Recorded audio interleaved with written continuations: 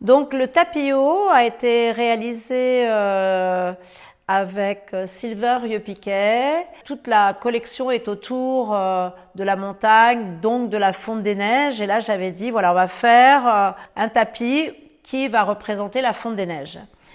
Et là, j'avais dans mon contrat dans mon contrat moral avec Aubusson, ce que je dois avouer que et Emmanuel Gérard et Bruno Etier ne sont jamais venus se mêler de ce que j'étais en train de créer. Mais j'avais pour demande de travailler avec une manufacture.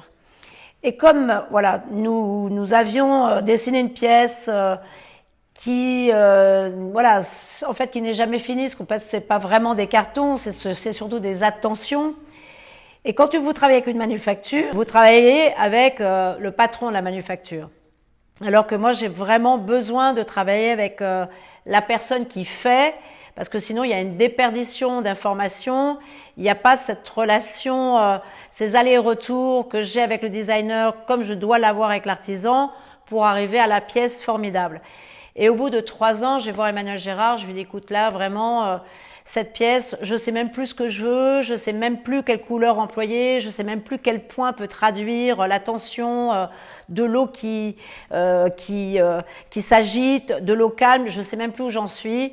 Donc je veux retourner dans un atelier privé. Et voilà, donc au fur et à mesure, quand je suis arrivée dans l'atelier privé, j'avais tellement la tête qui explosait sur ce projet que je traînais depuis 3 ans. Je savais plus où j'avais envie d'aller. Et vraiment, alors je la raconte parce que d'abord, c'était mon cher papa. Je suis à la campagne avec lui, nous mettons la table. Et voilà, en mettant la table, nous passons devant la télévision. Et je tombe sur une émission, il y a une émission qui traite des loups, que maintenant les loups changent de vie, chassent le saumon alors qu'autrefois ils ne le faisaient pas. Et mon père, qui n'était pas vraiment un fou d'art contemporain, puisqu'à l'époque il devait avoir 90 ans, me dit mais regarde comme ces documentaires animaliers sont tellement bien faits, on dirait des œuvres d'art contemporaine. Alors là, je dois avouer que je me dis waouh, que mon père dise une chose pareille, incroyable. Mais voilà, et puis la journée se passe, je m'endors et en pleine nuit, je me réveille et je me dis mais c'est exactement ça. Voilà, c'est ça qu'il me faut comme image pour faire comprendre ce qu'il me faut pour réaliser ce tapis haut. Et donc là, le lundi matin, je rentre au bureau, nous cherchons tous l'émission et on finit par trouver ce passage où on voit effectivement le loup chasser le saumon.